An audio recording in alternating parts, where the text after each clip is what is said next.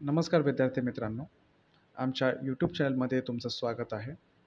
आजच्या व्हिडिओ लेक्चरमध्ये आपण 2024मध्ये MPSC कंबाईंड ग्रुप बी या एक्झामचा जो प्रिलिम्स पेपर झालेला आहे तो पेपर आपण सॉल्व करण्याचा प्रयत्न करूया. विशेष हा पेपर आपण सॉल्व करताना ही काळजी घेणार, आपण इथे नॉलेज यूज करणार नाही. आपण असंच कन्सिडर करणार की आपण आत्तापर्यंत कुठलाही अभ्यास केलेला नाही. फक्त हार्डली 5 ते 6 महिने आपण अभ्यास केला. फक्त खूप बेसिक पुस्तकं वाचलेत, फक्त स्टेट बोर्डचे पुस्तकं वाचलेत आणि फक्त लॉजिक आणि कॉमन सेन्स याचा यूज करून आपण हा पूर्ण पेपर सॉल्व करण्याचा आपण प्रयत्न करू. या फर्स्ट लेक्चरमध्ये आपण ऑलमोस्ट 37 क्वेश्चन्स आपण सॉल्व करणार आहोत आणि उरलेले क्वेश्चन्स आपण त्यानंतरच्या लेक्चर्समध्ये आपण बघूया. आय एम शुअर तुम्हाला या लेक्चरचा खूप जास्त फायदाच होणार. सुरुवातीला मी माझ्याबद्दल काही सांगू इच्छितो. मी सध्या एका पब्लिक सेक्टर एंटरप्राइजेसमध्ये काम करत आहे. मी याआधी MPSC राज्यसेवेचा इंटरव्ह्यू दिलेला आहे, UPSC सिव्हिल सर्व्हिसेसचा इंटरव्ह्यू दिलेला आहे, इंडियन फॉरेस्ट सर्व्हिस याची मेन्स मी 2दा दिलेली आहे. SSBला मी अपियर झालो होतो CDS थ्रू. त्यानंतर RBI आणि नाबार्ड या दोन्हीही संस्थेचा मी इंटरव्ह्यू दिलेला आहे आणि सध्या मी एका पब्लिक सेक्टर एंटरप्राइजेसमध्ये काम करत आहे. ह्या लेक्चर किंवा ह्या सिरीजचा फायदा किंवा पर्पज एकच आहे की आपले तळागाळामधून किंवा लांब लांब एरियामधून जे आपले MPSC ॲस्पायरंट आहेत ते येतात. सो त्यांना एक मार्गदर्शन, मोफत मार्गदर्शन प्रोव्हाइड करणं हा माझा पर्पज आहे. ओके, फर्स्ट क्वेश्चन आहे, 26 जुलै 1876 रोजी सुरेंद्रनाथ बॅनर्जी यांनी स्थापन केलेल्या इंडियन असोसिएशनचे पहिले सचिव कोण होते? आता हिस्ट्रीचे क्वेश्चन्स हे खूप फॅक्च्युअल असतात. हिस्ट्रीचा जो एरिया आहे हा खूप वास्ट असतो आणि ह्या पूर्ण एरियाला, पूर्ण हिस्ट्रीला जस्टिस देणं इझी नसतं. सो दॅट्स वाय हे जे आपण लॉजिक आणि कॉमन सेन्सचा यूज करून आणि जो एक्झामिनर आहे त्याने हा क्वेश्चन सेट करताना, ऑप्शन सेट करताना कसा विचार केला असेल याचा अंदाजा घेत आपण हा क्वेश्चन सॉल्व करायचा प्रयत्न करूया. सो फर्स्ट क्वेश्चन असो नसो मला असं वाटतं आहे की उत्तर हे 3ऱ्या आणि 4थ्या क्वेश्चनमध्येच असणार. वाय? बिकॉज 3रा आणि 4था ऑप्शन बघा, आनंद मोहन बोस आणि शिशिर कुमार घोष हे दोन्ही नावं सिमिलर आहेत. हे दोघंही वेस्ट बेंगॉल एरियातले आहेत आणि ह्या हे दोन ऑप्शन्स टाकण्याचा उद्देश काय आहे की स्टुडंट्सला कन्फ्यूज करण्याचा प्रयत्न केलेला आहे आणि कन्फ्यूज करण्याचा प्रयत्न तिथेच होणार जिथे ते उत्तर लपवलेलं असणार. सो जर आपल्याला रिस्क घ्यायचीच असेल, 50-50ची रिस्क असेल, सो ती रिस्क घ्यायची असेल तर आपण 3 आणि 4 या दोन्हींपैकी कुठल्या तरी एका याच्यावर आपण जाणार. मी असतो तर मी 3rd ऑप्शन टिक केला असता. मला माहीत नाही हे उत्तर बरोबर आहे की नाही, बिकॉज अगेन मी हेच सांगू इच्छितो, इवन मी हे हायलाईट करू इच्छितो की हा पेपर मी फक्त आणि फक्त लॉजिक, कॉमन सेन्स आणि एकदम बेसिक लेवलचा जे नॉलेज आहे ते यूज करून मी हा क्वेश्चन सॉल्व करण्याचा प्रयत्न करत आहे. आणि at the end of the lecture आपण बघूया की याचा जो रिझल्ट येतो आहे तो कसा होतो. Okay, second question must be 8th question. Yes, तर होम रूल म्हणजे काय? होम रूलमध्ये बघा, आता इथे ऑप्शन्स बघा. हा जो डी वाला ऑप्शन बघा, स्वशासनास प्रतिकार करणे, हा जर आपण काढला आणि 3 ऑप्शन्स वरचे बघितलेत, आपल्या देशाचा कारभार प्राप्त करून घेणे, स्वराज्य प्राप्त करून घेणे, इंग्रजांच्या जोखंडातून मुक्त होणे. सो अ, ब, क हे almost equal to each other आहेत आणि डी हा फक्त ऑड मॅन आउट पडत आहे. सो डी काढून टाका आणि तिघंही आपण सिलेक्ट करूया. हा एकदम इझी क्वेश्चन होता, उत्तरापर्यंत पोहोचणं काहीच अवघड नव्हतं. नेक्स्ट, हा लूपबद्दल क्वेश्चन आहे, भरपूर वेळा रिपीट झालेला आहे, भरपूर स्टेजेसला रिपीट केलेला आहे. UPSC रिपीट केला आहे, MPSC रिपीट केला आहे, CDSला विचारण्यात येतो हा क्वेश्चन, NDAला विचारण्यात येतो, ग्रुप Cला विचारलेला आहे, राज्यसेवेच्या मेन्सलाही भरपूर वेळा विचारलेला आहे. हा क्वेश्चन खूप बेसिक लेवलचा क्वेश्चन आहे. सर्वांना माहीत आहे की याचं उत्तर लू आहे. कालबैसाखी नाही आहे, कालबैसाखी वेगळं आहे. कारण जेव्हा आपण अतिउष्ण कोरडे आणि धुळीचे असे जेव्हा म्हणतो, it has to be loo. Okay. आणि हा कालबैसाखी हा जो येतो, हा सुद्धा धुळीने भरपूर भरलेला असतो, पण हा कुठे येतो? हा वेस्ट बेंगॉल एरियात येतो, पश्चिम एरियाला नाही येत. ओके. Next question. येस, 14.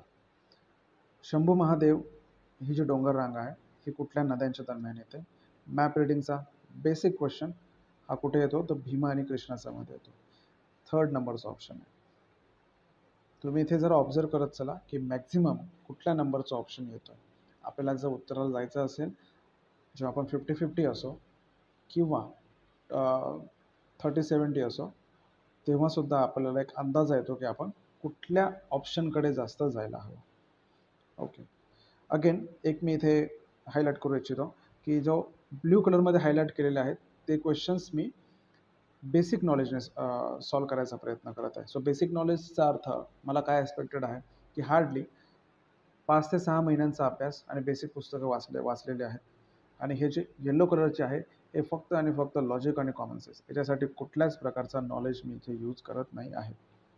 फक्त एक्झाम देताना डोकं शांत ठेवायचं, जास्त इकडचा तिकडचा विचार करायचा नाही आपल्याला, आणि समोर असलेल्या क्वेश्चनकडे फक्त फोकस ठेवायचा आहे. ओके. 15मध्ये क्वेश्चन नंबर 15.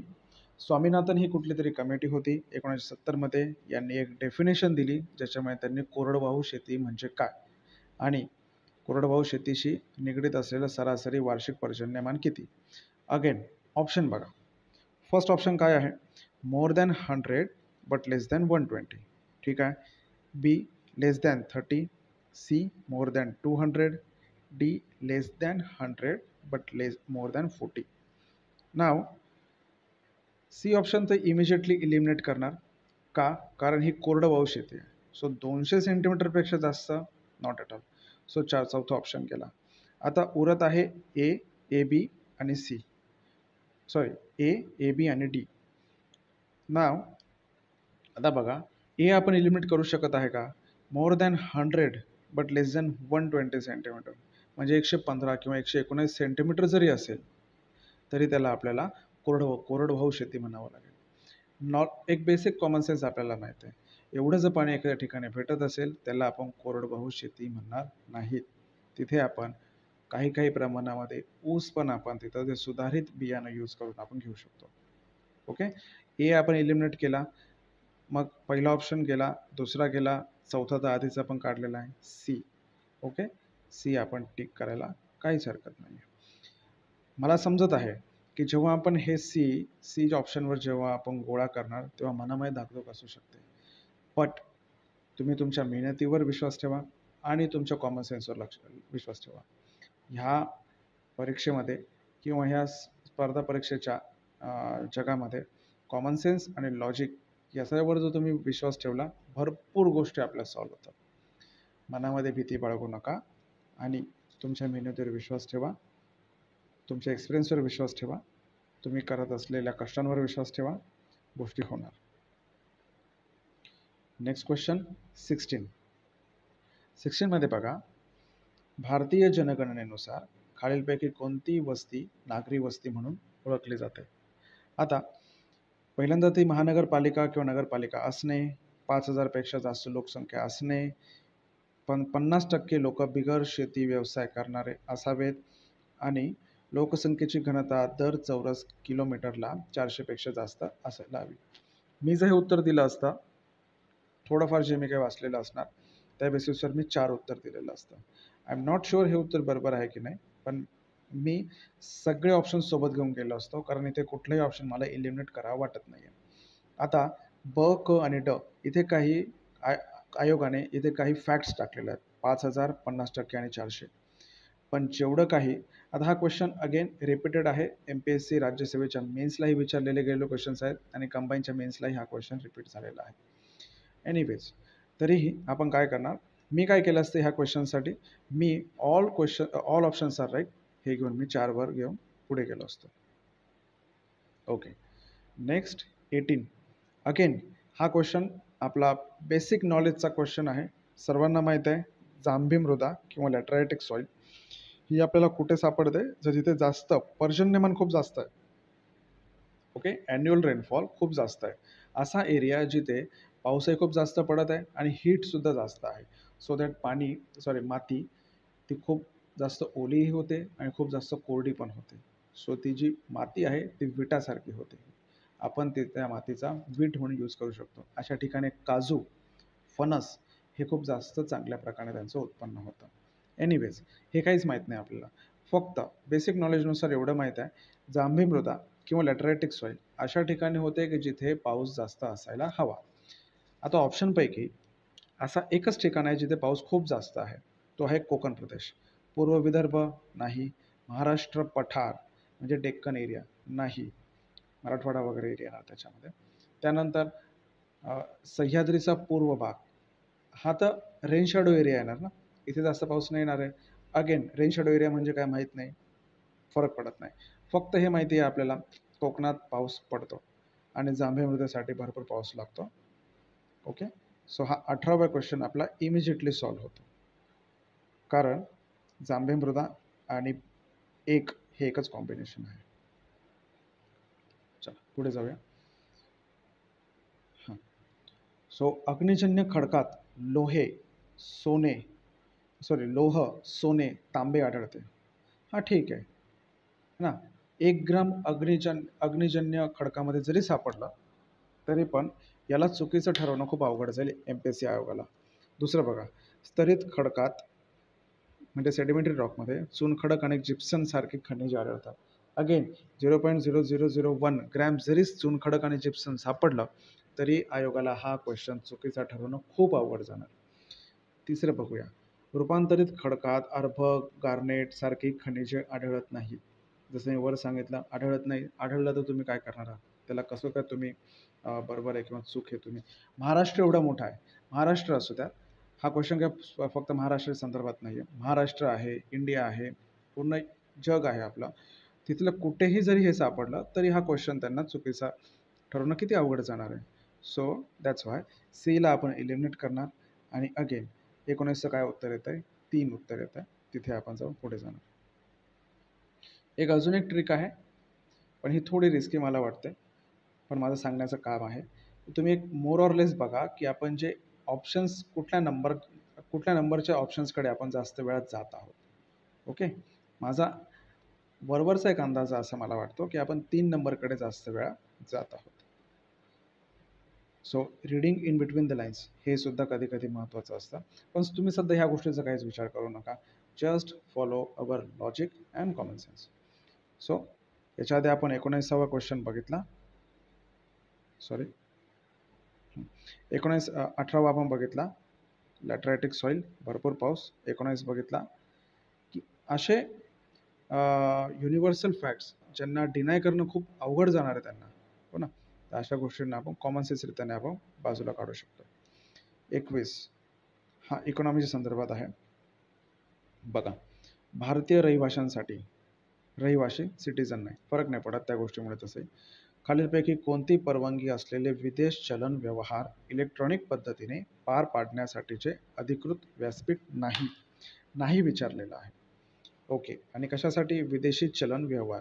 सो फॉरेक्स आपल्याला ट्रान्झॅक्शन करायचे आहेत. $US घ्यायचा आहे, जपानीज येन घ्यायचं आहे. त्याच्यासाठी मला जे गव्हर्नमेंटने ऑथराईज असा कुठला प्लॅटफॉर्म नाही आहे. पहिला आहे एक मान्यताप्राप्त स्टॉक एक्सचेंज, डेफिनेटली असणार आहे. सेबीने त्याला मान्यता दिलेली आहे, त्याच्या नावातच आहे मान्यताप्राप्त. कोणी मान्यता दिलेली आहे इट डझंट मॅटर, मान्यताप्राप्त आहे हा ऑप्शन बरोबर आहे. हा सेटच असा केलेला की हा चुकीचा होऊ शकत नाही, युनिव्हर्सल आहे. नाही, नो असं याच्यात काहीच नाही आहे. दुसरं, RBI द्वारे अधिकृत व्यासपीठ, ऑफकोर्स नाही म्हणण्याचा प्रश्नच येत नाही ते. दुसरा, फॉरेक्स ट्रेडिंग सेवा देणारे कोणतेही ऑनलाईन व्यासपीठ, कोणतेही. आपला एक अलार्म जो आहे डोक्यातला तो असा इमिजिएटली रिंग करायला हवा, कोणतेही, है ना, कारण इथे जरा एक्स्ट्रीम स्टेटमेंट झालेलं आहे. तिसरा ऑप्शन आपण इंग्लिशमध्ये वाचूया, एनी ऑनलाईन प्लॅटफॉर्म. एनी म्हणजे उद्या जर Pakistan, China, for the sake Maldives यांनी जर एखादं ऑनलाईन प्लॅटफॉर्म क्रिएट केलं आणि त्याच्यामध्ये म्हटलं की इंडियन लोकांना आपण तिथे त्यांनी प्रलोभनं दिली, की तिथे तुम्ही पैसे किंवा तिथे तुम्ही फॉरेक्स ट्रेडिंग करा, हे व्यवस्थित असेल नसेल, right. So any online platform हे जेव्हा येणार, अलार्म आपला रिंग व्हायला हवा आणि मोस्ट प्रोबॅबली हेच उत्तर असायला हवं. अगेन आपण चौथं वाचूया. परकीय चलनात व्यवहार करण्यासाठी भारतीय रिझर्व्ह बँकेने प्राधिकृत केलेली बँक. Why not?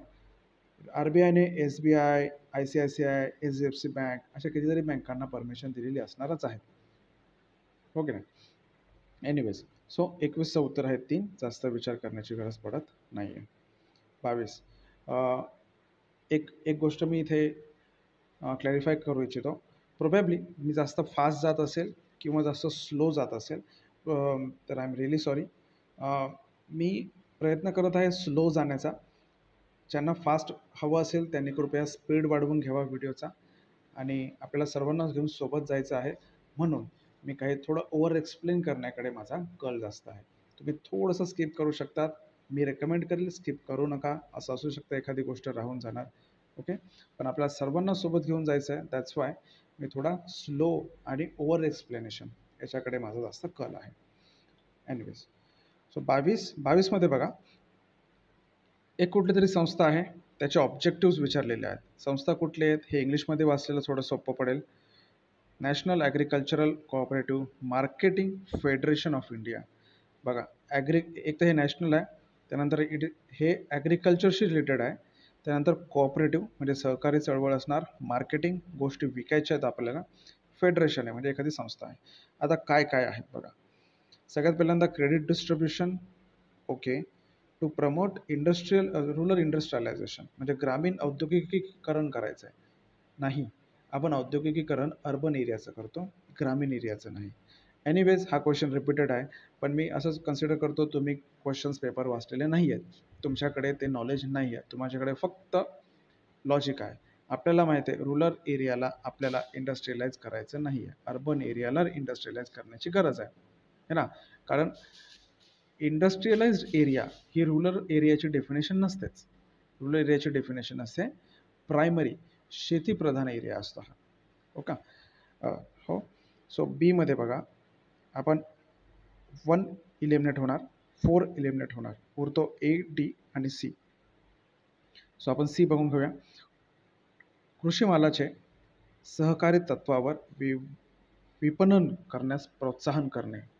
आता इथे सहकारी तत्व आणि ही जी कुठली फेडरेशन आहे त्याच्या ऑब्जेक्टिव्हमध्येच काय आहे, कृषी सहकारी. सो क आणि सहकारी म्हणजे सी आणि कोऑपरेटिव्ह हे एकमेकांना सिमिलर आहेत, म्हणून हा सी आपण देणार.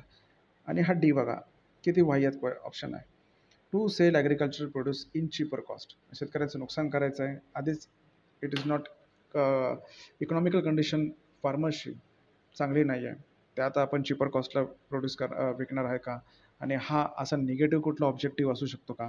नाही असू शकत. सो आपण डी इलिमिनेट केला, त्यानंतर बी इलिमिनेट केला, आपल्याकडे अगेन एकच ऑप्शन होतो आहे, तो म्हणजे अगेन 3 ऑप्शन होतं आहे, थर्ड ऑप्शन.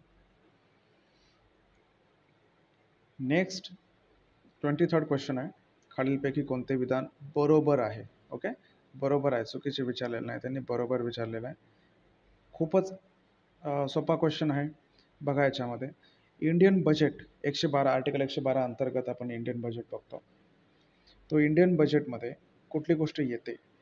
ओके, आता इथे बघा, जमा खर्च, राजकोषीय तूट, प्राथमिक तूट, त्यानंतर महसुली तूट.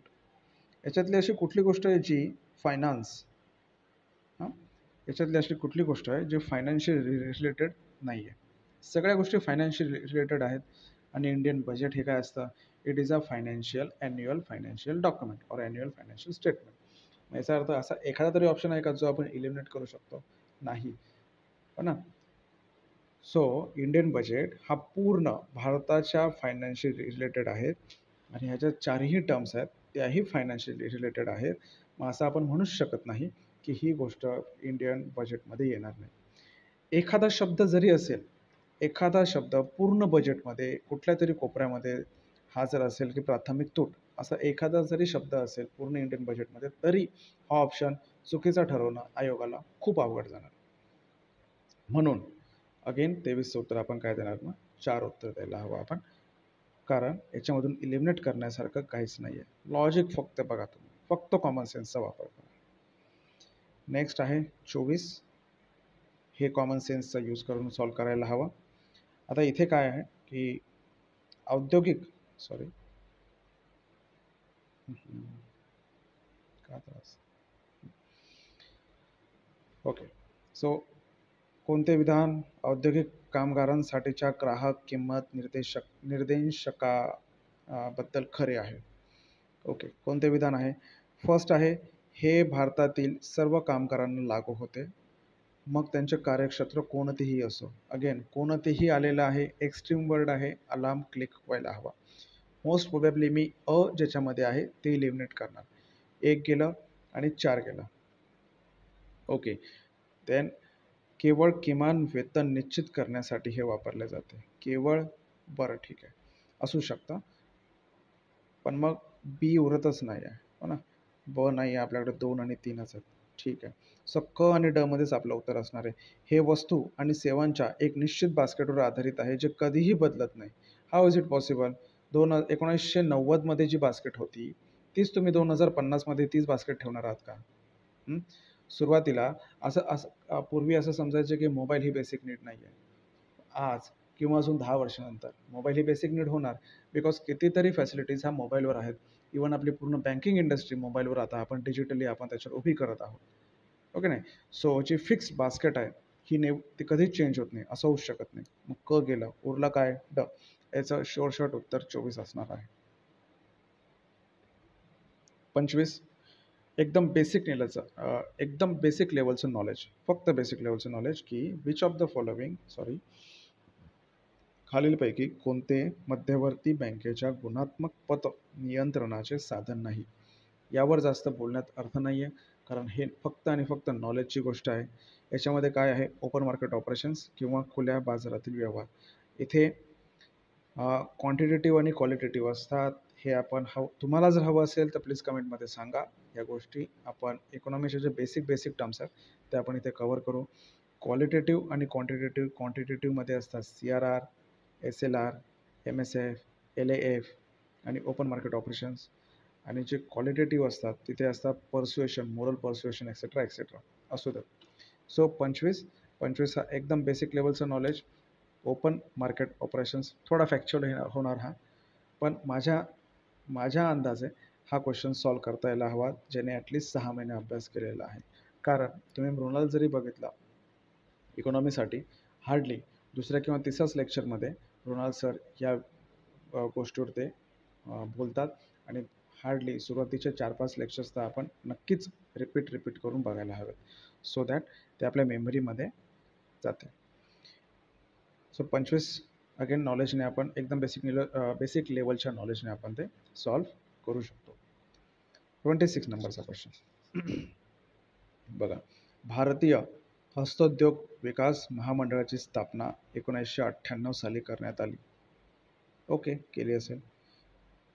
PM विश्वकर्मा कौशल सन्मान योजना ही केंद्र शासन पुरस्कृत योजना आहे. ओके, असू शकते. आता बघा, याच्यात मी ही ट्रिक सांगतो तुम्हाला. मोस्टली कंबाईनमध्ये जे फॅक्ट्स आहेत ना ते चुकीचे कधीच टाकत नाहीत. मोस्ट प्रोबेबली हा माझा एक्सपिरियन्स आहे. अगेन डिस्क्लेमर सांगतोय, हे जसं आहे तसं घेऊ नका. मोस्ट प्रोबेबली हे असं असतं की फॅक्ट आयोग चुकीचा टाकत नाही. सो मी जर हा क्वेश्चन सॉल्व केला असता तर मी आणि ब बरोबर असं घेतलं असतं, केली असेल. ओके ना. बिकॉज 1955चं 58 करणं त्यांना पॉसिबल आहे. बट माझा एक्सपिरियन्स मला सांगत आहे की मोस्ट प्रोबॅबली फॅक्ट चुकीचे टाकत नाहीत. म्हणून मी ह्या दोघींनाही मी बरोबर घेतलं असतं आणि अगेन 3 नंबरचा ऑप्शन मी मार्क केला असता. 26चं आय थिंक उत्तर तेच असायला हवं. 3 सगळे बरोबर म्हणजे. ओके. 27 नंबरच्या क्वेश्चनवर मी काहीच बोलणार नाही. सर्वांना माहीत आहे निळी क्रांती म्हणजे मत्स्य उत्पादन. आणि आय थिंक कचं 2 हे केल्यावर होतं. पिवळी आपल्याला माहीत आहे तेलबिया असतं. अन्नधान्य आपल्याला हरित माहीत आहे, भरपूर ऐकलेलं आहे आपण. आणि सोनेरी म्हणजे फळांचे उत्पादन आहे. आय थिंक मी जे बोलत आहे ते बरोबर आहे. तर पिवळी क्रांती म्हणजे तेलबिया. Yes yes yes, anyways let's move on. 27 सगळ्यांचंच बरोबर यायला हवं. हां. 28 लक्ष्मीकांत किंवा पॉलिटी, खूप basic question. Article 112 union budget याच्या अंतर्गत आपले जे फायनान्स मिनिस्टर असतात ते प्रेसिडेंटच्या संमतीने मनी बिल आहेत किंवा बजेट आहे ते अप्लाय करतात. 28 बेसिक क्वेश्चन, बेसिक नॉलेजचा क्वेश्चन. ओके. हा 29चा क्वेश्चन हा आपण नॉलेजमध्ये टाकू शकतो, पण आता बघा, हा बेसिक नॉलेजसाठी गरजेचा आहे. पण आता इथे काही गोष्टी मी इथे हायलाईट करतो. हे असे क्वेश्चन्स असतात जे आपल्याला रेसमधून इन किंवा आउट करतात. तर बघा, स्थूल देशांतर्गत उत्पादनामध्ये नागरिकांनी देशाबाहेर कमावलेले उत्पन्न समाविष्ट नसते. ठीक आहे. आणि स्थूल देशांतर्गत उत्पादनामध्ये नागरिकांनी देशाबाहेर कमावलेले उत्पन्न समाविष्ट असते. फरक काय केला त्यांनी? एकाच गोष्टीमध्ये फरक केलेला आहे, असते आणि नसते. आता मी याचं उत्तर तुम्हाला सांगणार नाही, कारण जर उत्तर सांगायला जर केलं तर तो काय होणार, तर नॉलेज बेस होणार. आपल्याला हा 29 विदाऊट नॉलेज सॉल्व करायचा आहे. तर आणि ब मध्ये एकच गोष्ट बदललेली आहे, असते आणि नसते. म्हणजे एक तर त्याचं असणार किंवा ब असणार आहे ना, दोन्ही असू शकत नाही आणि यापैकी एकही नाही हे पण उत्तर असू शकत नाही. राईट. मग 29चं उत्तर काय असेल? एक तर बरोबर असेल किंवा बी बरोबर असेल. 50-50 आपण इथे आलेलो आहे, फक्त लॉजिकच्या भरोशावर. आता आपल्याला जे सॉल्व करायचं आहे आपण ते सॉल्व करूया. बट इथे 50-50 आलेलं आहे. आता कसं असतं की gross domestic product does not include the income earned by the national outside the country. हे उत्तर चुकीचं आहे. हे मी नॉलेज बेसिसवर सांगतो, कारण GDP मध्ये तुम्ही बाहेरचं जे इन्कम आहे ते सुद्धा घेतात, GNP मध्ये नाही घेत. एनिवेज ते असू द्या. सध्या फक्त नॉलेज बेसिसवर 50-50वर आलेलं आहे. 50-50वर जायचा probability it always favours the braver. ठीक आहे. जो जास्त प्रोबॅबिलिटीमध्ये जाणार, कमीत कमी चान्सेसमध्ये जास्तीत जास्त प्रोबॅबिलिटीचे क्वेश्चन सॉल्व करणं, त्याला त्याचा फायदा होणार. हे स्टॅटिस्टिक्स आणि मॅथमॅटिक्स सांगता, मी सांगत नाही. एनिवेज सो 30th नंबरचा क्वेश्चन आहे की खालीलपैकी काही अहवाल आहेत, त्याच्यापैकी कुणी बहुआयामी दारिद्र्य निर्देशांकाची संकल्पना मांडण्यात आली. सुरुवातीलाच फर्स्ट नंबरचा क्वेश्चन आपण बघितला होता की सिमिलर जे ऑप्शन असतात त्याच्यामध्येच आपलं जे आन्सर आहे ते लपलेलं असतं. तर इथे बघा, मानव विकास अहवाल पहिला ऑप्शन, मानव विकास अहवाल थर्ड ऑप्शन सिमिलर आहेत. फक्त जे साल आहेत 1997 आणि 2010 याच्यामध्ये फरक आहे. अगेन मी 3 मारून पुढे गेलो असतो, कारण मी बघत आहे की जास्तीत जास्त जे उत्तर आहेत ते थर्डमध्ये आहेत. राईट. ओके. आणि तसंही 2010 हा लेटेस्ट आहे आणि म्हणून हा क्वेश्चनमध्ये आलेला आहे. मी असं एक ढोबळ मारणे म्हणू शकतो. पण मला माहीत आहे याची हिस्ट्री नॉलेज बेसिसवर अगेन गेलं तर आपल्याला माहीत आहे मेहबूब उल हकने हे इंट्रोड्यूस केलं होतं. एनिवेज फक्त लॉजिकने जा. एक आणि 3मध्ये उत्तर असायला हवं. 50-50मध्ये अगेन आलेलो आहोत आपण. 50-50मधून आपण बघत आहोत थर्ड नंबर मोस्ट प्रोबॅबली असतो. थर्ड नंबरवर आपण जायचं असं मी रेकमेंड करू इच्छितो. 32चा हा क्वेश्चन जर मी लॉजिक बेसिसवर सॉल्व केला तर हा चुकत आहे माझा. बघा, आता इथे कसं आहे की 32मध्ये म्हटलं आहे की भरड धान्यास श्री अन्न या नावाने सन्मानित करण्यात आले आहे. तर येस, फॅक्ट आहे. मी असं कन्सिडर केलेलं आहे की कंबाईनमध्ये MPSC फॅक्ट चुकीचे टाकत नाही. ठीक आहे, बरोबर असेल. सो किसान क्रेडिट कार्ड सुविधा वाढवण्यासाठी रुपये 23,000 कोटींची तरतूद करण्यात आली आहे. ठीक आहे, केली असेल. आणि राष्ट्रीय पशुधन मिशन करिता रुपये 1,000 कोटी तरतूद करण्यात आली, केली असेल. मी 32चं उत्तर 4 दिलं असतं. बट जेव्हा मी इंटरनेटवर याच्याबद्दल सर्च केलं तेव्हा याचं उत्तर ए आणि बी दिसून आलेलं आहे. 1,000 नाही आहे, दुसरं काहीतरी असेल. एनिवेज असं होतं, काहीतरी चुकणार आहेत आपले. पण प्रोबॅबिलिटीमध्ये तुम्ही at the end of the video तुम्ही बघा, मी तुम्हाला स्टॅटिस्टिक्स दाखवेल आपले बरोबर किती येतात आणि चूक किती येतात. आपण जास्त प्रॉफिटमध्ये राहतोय, जास्त नाही, आपण खूप जास्त प्रॉफिटमध्ये राहतोय. ओके. सो 32 नंबरचा क्वेश्चन आपला with the help of logic किंवा कॉमन सेन्स चुकलेला आहे. आपण थोडा आता फास्ट घ्यायचा प्रयत्न करूया. 33 तर खालीलपैकी कुठल्या फॅक्टर्समुळे ते भारतीय लोकसंख्या कमी जास्त होते, असा क्वेश्चन आहे. तर अगेन कॉमन सेन्स आहे. जन्मदर, मृत्यूदर आणि स्थलांतर. बरोबर. एका एरियामध्ये जन्म किती घेतात आहे, मृत्युमुखी किती पडतात आहेत, बाहेरून किती येतात आहेत आणि आतमधले बाहेर किती जात आहेत, याच्यावर त्याचा लोकसंख्या होणार. खूप सोपा क्वेश्चन. 34वा अगेन खूप सोपा क्वेश्चन की IMFच्या डेटाप्रमाणे 2024मध्ये खालीलपैकी जे श्रीमंत देश आहेत त्यांचा क्रम लावायचा आहे आपल्याला. आपल्याला माहिती आहे जगामध्ये सगळ्यात जास्त श्रीमंत देश कुठला आहे, USA आहे. USA नंतर ऑप्शन उरला 2 आणि 4. USA नंतर आपल्याला माहिती आहे इंडिया श्रीमंत आहे का चायना श्रीमंत आहे. बट ऑब्वियस चायनाचा पर कॅपिटल इन्कम पण खूप जास्त आहे इंडियाच्या. सो चायना श्रीमंत आहे. बस आपल्याला फक्त चौथा ऑप्शन टिक करून पुढे जायचं आहे. Hardly I would say hardly 20 ते 25 सेकंद लागणार आपल्याला हा क्वेश्चन सॉल्व्ह करण्यासाठी. आता 35th question. Doctor Vijay Kelkar समितीचा अहवाल डॉट डॉटशी संबंधित आहे. ऑप्शन्स बघा. प्रशासकीय सुधारणा, अप्रत्यक्ष कर विषयक सुधारणा, व्यापार विषयक सुधारणा, वित्तीय क्षेत्रातील सुधारणा. आता ऑप्शन्स जेव्हा मी हे गोष्ट बघत आहे की याच्यातले 2 ऑप्शन्स फायनान्स ह्या एरियाशी संबंधात आहे आणि दुसरं एक आहे ॲडमिनिस्ट्रेशन आणि तिसरं आहे व्यापार ट्रेडबद्दल आहे. ओके. सो मला असं वाटतं असो नसो याच्यातलं उत्तर 2 किंवा 4 पैकी असायला हवं. ओके. 35चं उत्तर 2 किंवा 4 पैकीच असायला हवं, कारण दुसरा ऑप्शन आणि तिसरा ऑप्शन चौथा ऑप्शन हा फायनान्स ह्या एरियाशी रिलेटेड आहे.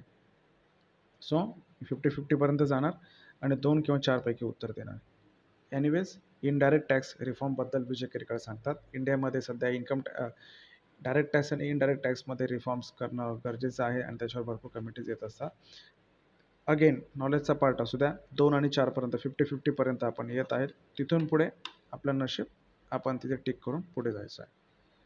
50-50 पर्यंत आलेलो आहे आपण. 1/4 पासून ओके 1/2 पर्यंत आलेलो आहोत. म्हणजे 0. किती प्रोबॅबिलिटी असते आपली क्वेश्चन बरोबर येण्याची, 25% आपली प्रोबॅबिलिटी असते. तिथून आपण 50% प्रोबॅबिलिटी पर्यंत येत आहे.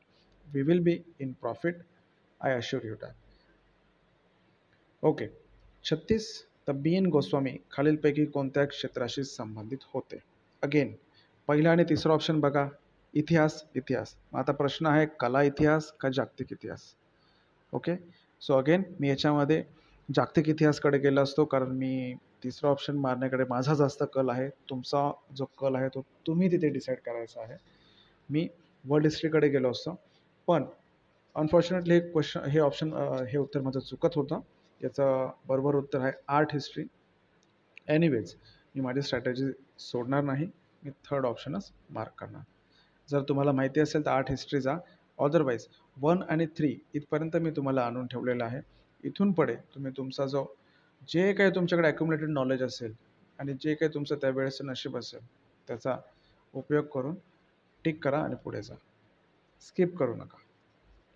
किती क्वेश्चन स्किप करायला हवेत, किती नको करायला हवेत, हे आपण अगेन व्हिडिओच्या एंडला जर वेळ असेल तर किंवा नंतर एखाद्या सेशनमध्ये आपण बघूया जर तुम्हाला हवं असेल तर. एनिवेज 37 नंबरचा क्वेश्चन की लक्षद्वीप म्हणजे मल्याळम आणि संस्कृत भाषांमध्ये लाख द्वीप होय. ठीक आहे. इट साऊंड्स गुड है ना. लॉजिक आणि कॉमन सेन्सनुसार लक्षद्वीप आणि 1 लाख द्वीप असू शकतात, हरकत नाही. आकारमानानुसार हा भारताचा 2ऱ्या क्रमांकाचा सर्वात छोटा केंद्रशासित प्रदेश आहे. ठीक आहे, असेल मे बी. फॅक्ट आहे, मी बरोबर पकडणार ते. त्यानंतर या केंद्रशासित प्रदेशाचे मुख्य शहर कवरत्ती हे आहे. ओके, असू शकतं. दुसरं आहे अगाट्टी ही लक्षद्वीपची राजधानी आहे. हे पण असू शकतं. पण आता इथे घाईघाईमध्ये एक अशी गोष्ट होऊ शकते की पुढील विधानांपैकी योग्य की अयोग्य ही गोष्ट आपण व्यवस्थित वाचण्यास आपण स्किप करू शकतो. सो इथे त्यांनी काय विचारलं आहे की अयोग्य विधान कुठलं. अयोग्य विधान विचारलेलं आहे. तर अ आणि ब तर मला या दोघांमध्ये मला काही चुकीचं असायची शक्यता. तर डेफिनेटली बरोबर आहे. मध्ये मी चुकीचं काही काढण्याचं देतच नाही आहे. जर आपण बरोबर पकडला, अगेन सगळे ऑप्शन्स इलिमिनेट होतात. आपल्याला चौथा ऑप्शन उरत आहे आणि आपण आन्सर टिक करून पुढे जाऊ शकतो. दॅट्स इट मित्रांनो. या व्हिडिओच्या एंडला आपण पोहोचलेलो आहोत. इथे आपण 1 ते 37 क्वेश्चन MPSC कंबाईंड ग्रुप बी प्रिलिम्सचे आपण फक्त लॉजिक आणि कॉमन सेन्सचा यूज करून सॉल्व केलेले आहेत. रिझल्ट हा तुमच्या समोर आहे. उरलेले क्वेश्चन जर हवे असतील तर कृपया कमेंटमध्ये सांगा. आणि अजून अशाच व्हिडिओ तुम्हाला भेटत राहाव्या यासाठी या चॅनलला सबस्क्राईब करा आणि नोटिफिकेशन ऑन करा. Thank you very much.